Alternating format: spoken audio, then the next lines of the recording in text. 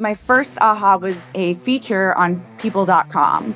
And I looked in the client's program and I was like, holy a $6 product, $10,000 plus were driven within like the first 24 hours. I was like, okay, there's something here.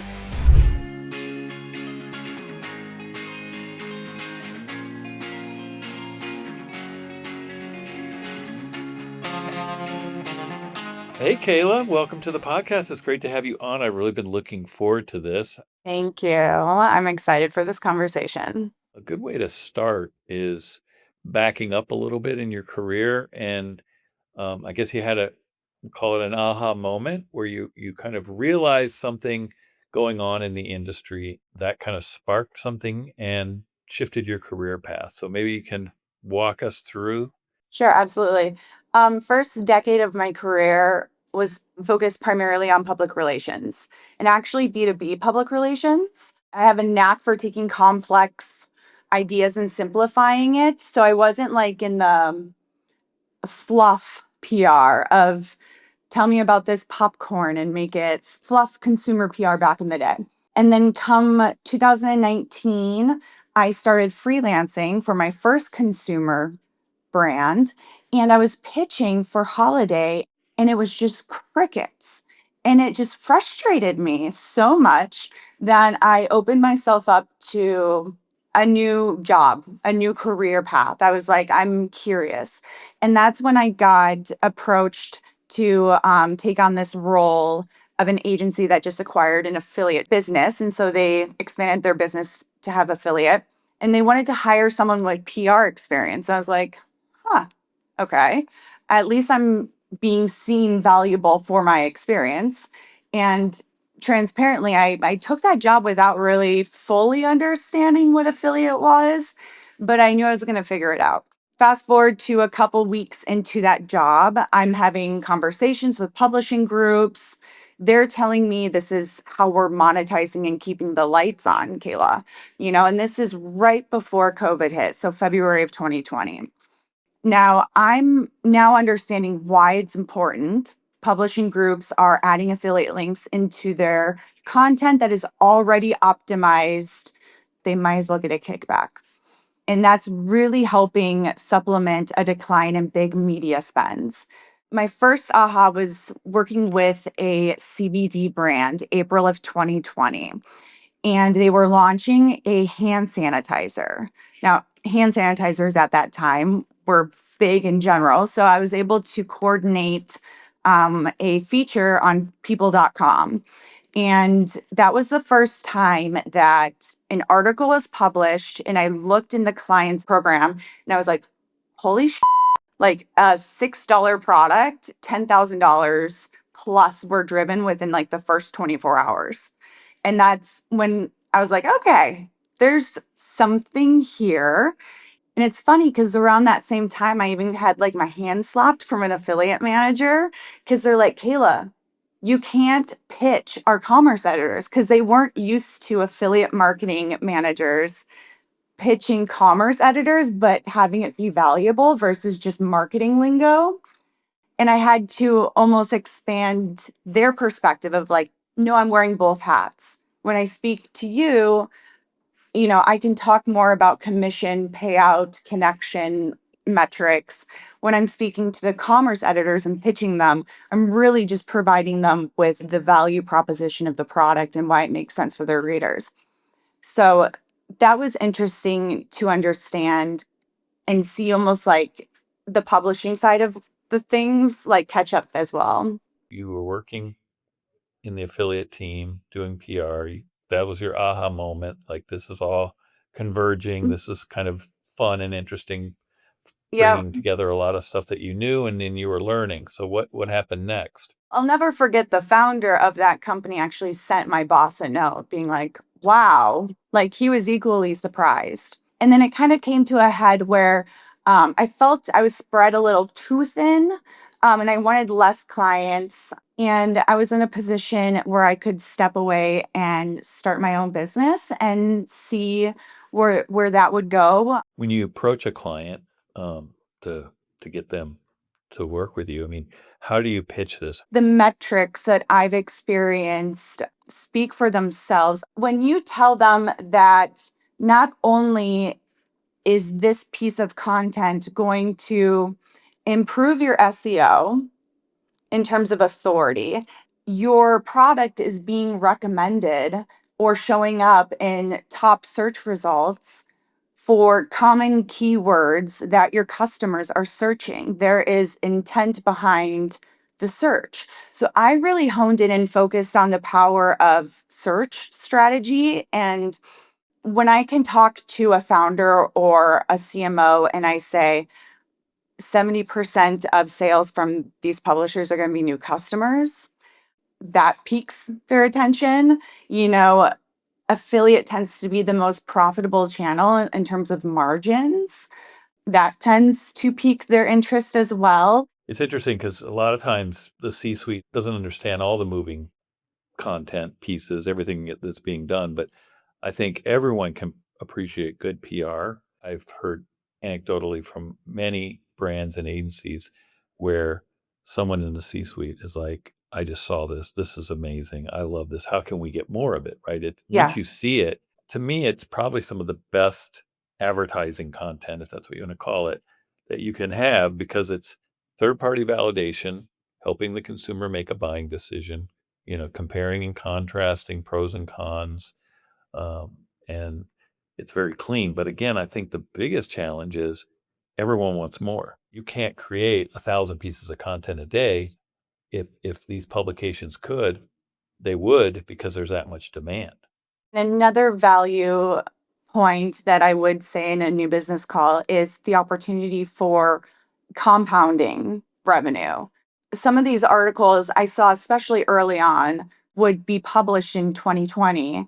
And then, as long as you kept the relationship with the editors and gave them a reason, A, to keep your product in the roundup, or the quality remains the same, or you swap it out for a different SKU that hasn't sold out, these articles become passive income because you're already included, and the publishers on their end from an SEO standpoint rank as they provide valuable qualitative updates. So it's the same article that's just being updated, whether it's, and it can be a simple update based off of keywords too, of for the longest time, most people were searching for the best cooling sheets. Well, now people are searching for the best sheets for night sweats.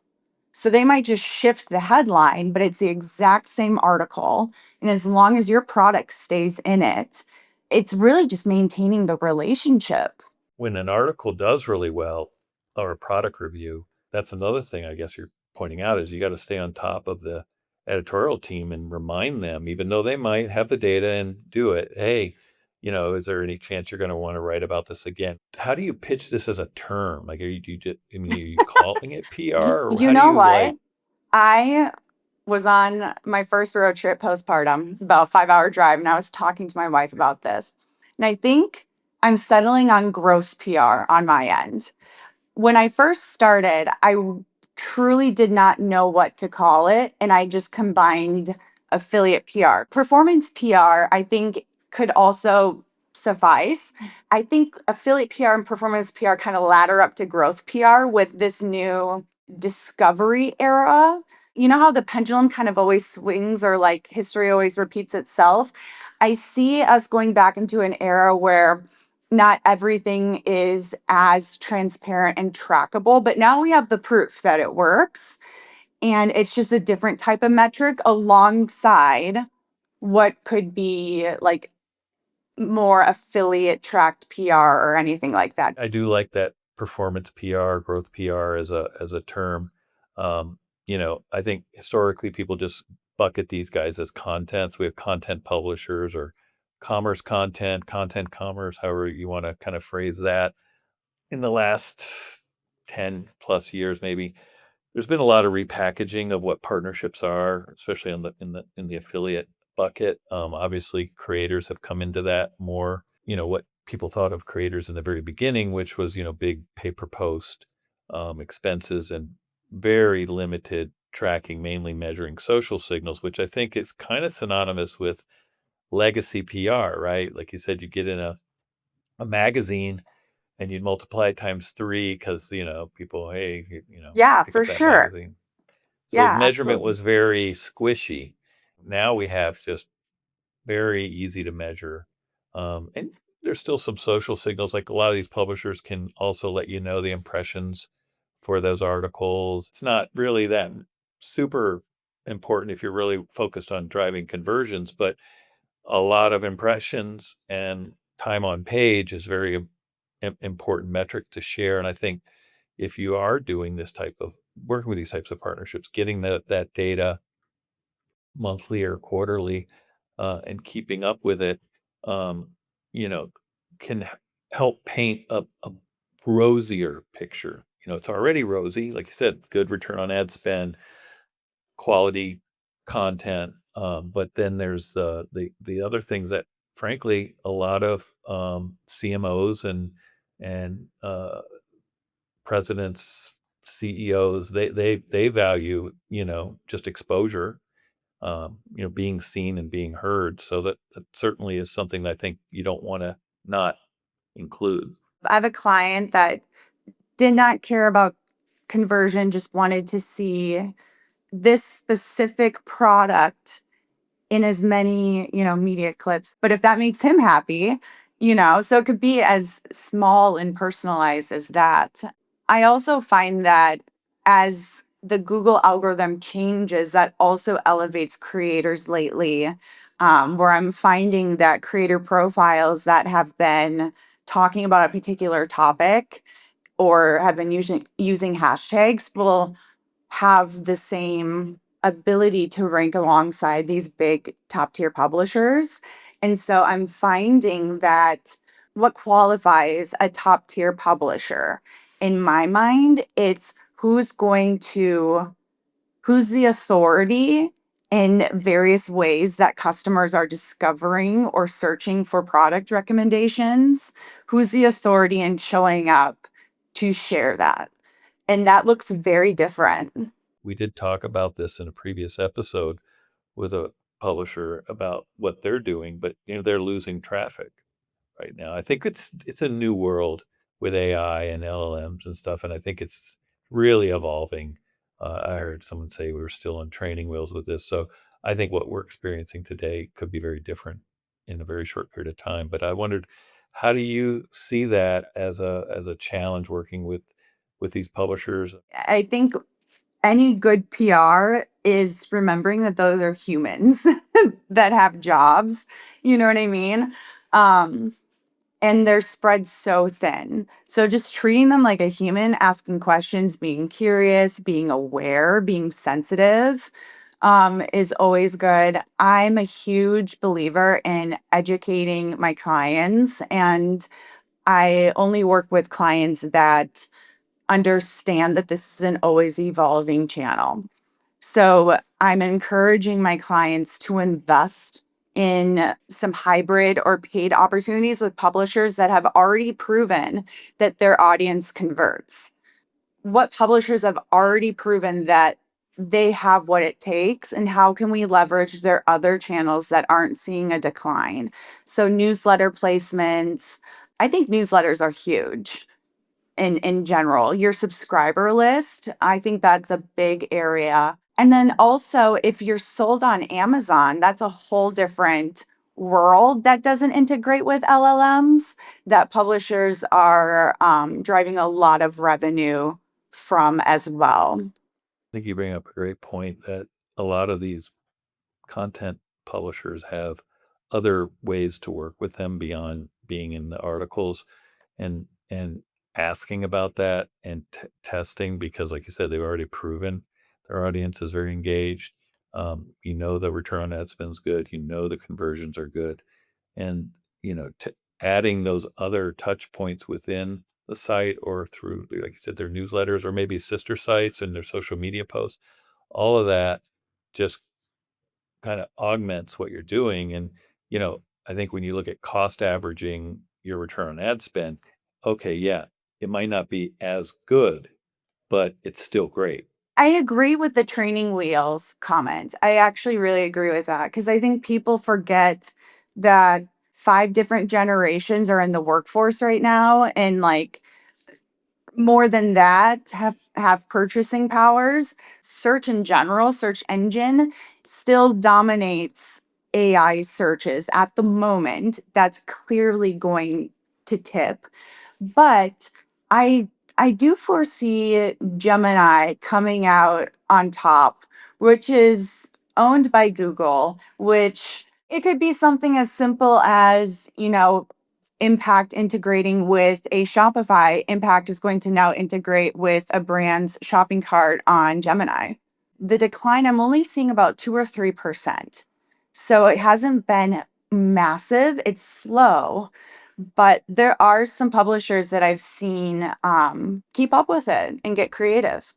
Yeah, and I think that's one thing I've always loved about the affiliate space and partnerships in general is that they do adapt, they do innovate, and it's really what's driven this industry. And so, what they're able to do when something suddenly is an adversity, they usually come out on top.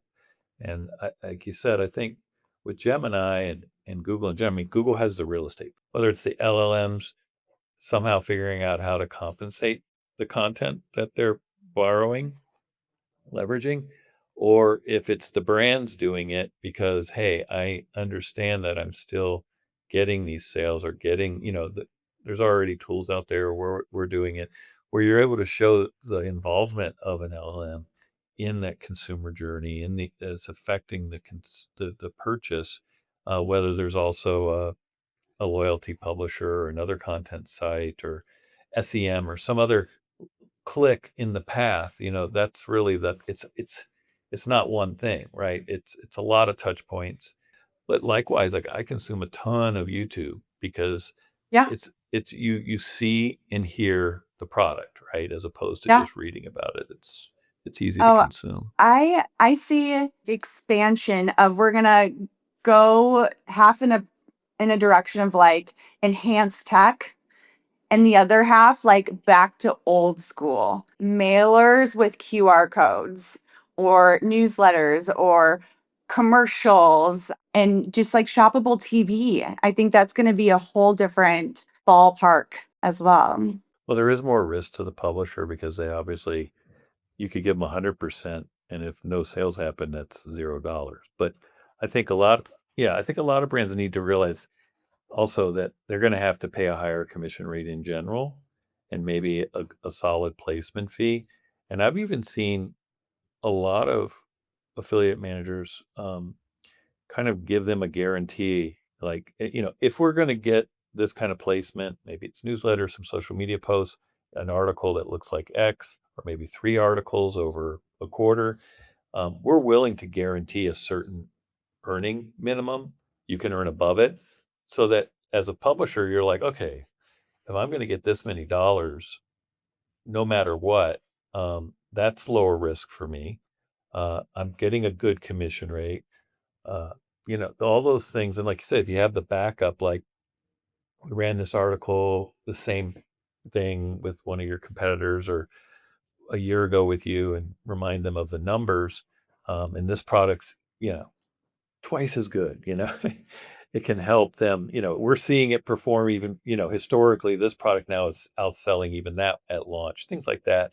It's all those anecdotal numbers, and even just asking them like, what are you worried about? What do you need from me that's going to make this easier for you to do? Like what else, where Absolutely. else do I need to spend money with you? Let's talk this through. And being aware of how they're writing content and what they're using in their content. I noticed that they were pulling actual customer testimonials and customer reviews from either their website or from Amazon. That was kind of a nuance I noticed in the past year versus just having like the editor provide their review. I'll always monitor like my clients' bestsellers reviews. And if there's a really interesting one of like a different demographic group, I'll like pull that out as an example. Maybe if someone's like, I'm 65 years old and I've never been able to sleep through the night without hot sweats or whatever, and now I do, I might pitch that to AARP. I don't know, like stuff like that, because they'll show you in their content what they want. With AI today, you could create agents that go to all the publishers that you care about and look for articles that have certain types of products, keywords, your products or your competitors' products, and list all those publications by title, length, date published, all that. So you would have it all. And you could start saying, I saw you wrote this article on this 11 months ago. How did it perform? You go, we weren't in it, but it's very similar, right? They feel like, okay, you understand our content really well, maybe even better than the person you're talking to, right? Like you can arm yourself. I think today it's so much easier to keep on top of that. One thing I do want to note that I think oftentimes is just like overlooked is when an editor, like let's say the Business Insider editor that wrote the best cooling sheets in 2020, they might keep that editor name because the name provides value from an SEO standpoint, but a different editor actually works at Business Insider now and is updating the article. So yes, use AI from a research standpoint, 1000%. Um, I would just double check the contacts of the editors. Well, and I also think, the other challenge too is a lot of these publishers, they're providing great content, and everyone has to realize that they're not always winning the conversion war on last click. The consumer might want to go get a coupon or they might want their cash back. So they're helping the consumer make a buying decision, probably the most informed buying decision based on their content, but they're not getting paid that commission. And I think that's where you have to have the data, do the analysis, understand where they're involved and not winning and who's beating them, and vice versa. When they win, who else is involved, and make decisions like, how do I value this content enough to where either, okay, I'm just making this up, 50% of the time they're involved, they don't win, and 50% of they're involved, they do win. So maybe I need to increase the commission I'm paying significantly so that for the ones that they do win, it compensates them more for the ones they're involved and don't win, right? Or as I mentioned earlier, more of a guaranteed um, spend. Yeah, another way you could do that is start with CPC, like with a link B campaign, and have link be connected within your affiliate network like Impact.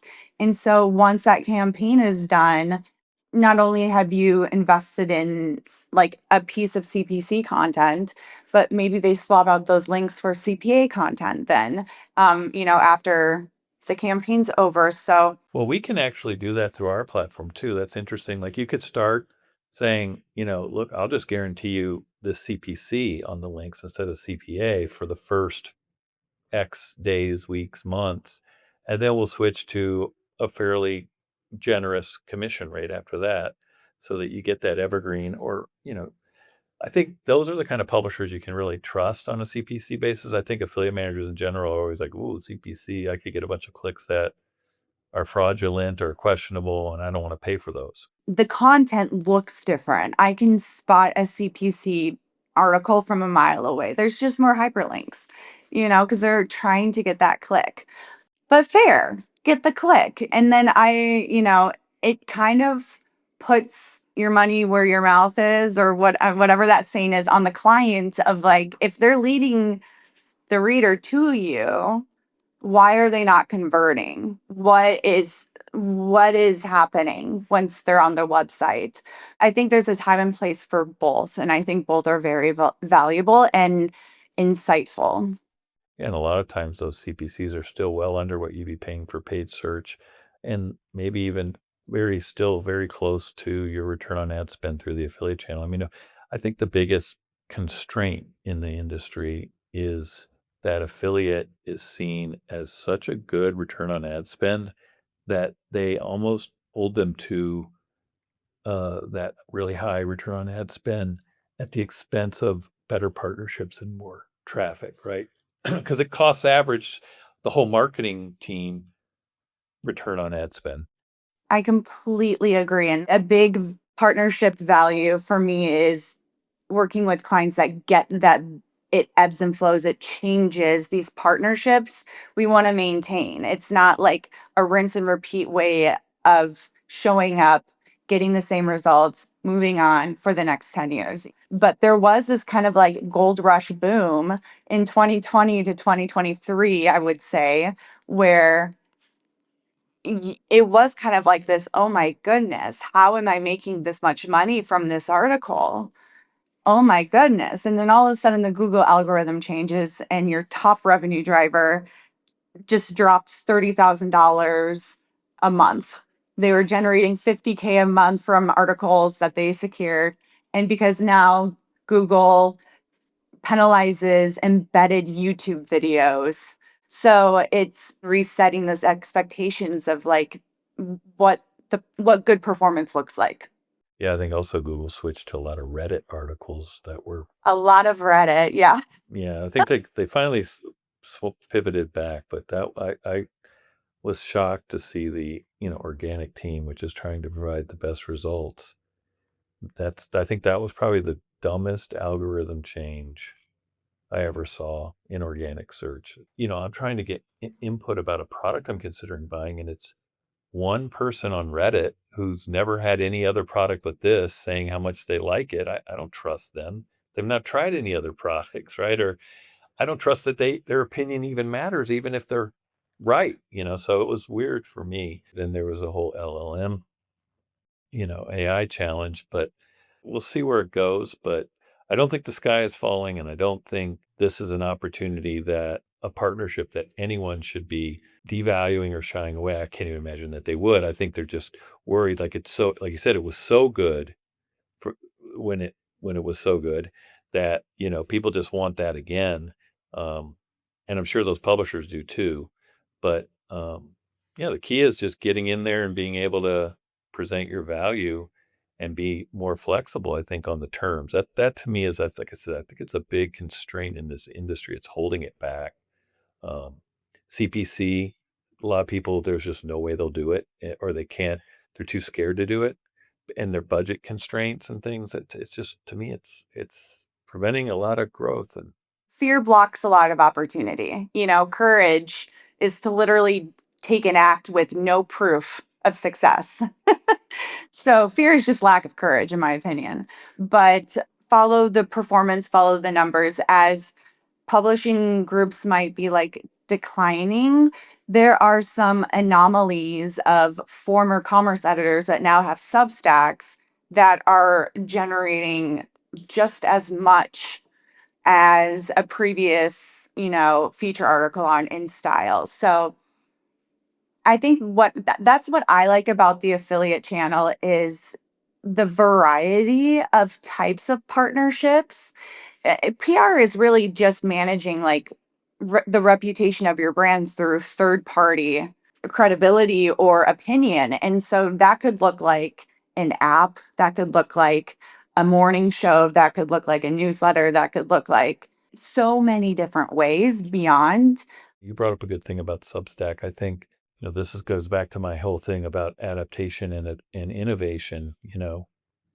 There's always more places to produce content. Blogs, right? And then it was vlogs, and then, and YouTube, and then it was social media and content commerce. And, and now you've got these different vehicles, these different platforms that are never going to just cease. Right. And even podcasts, like,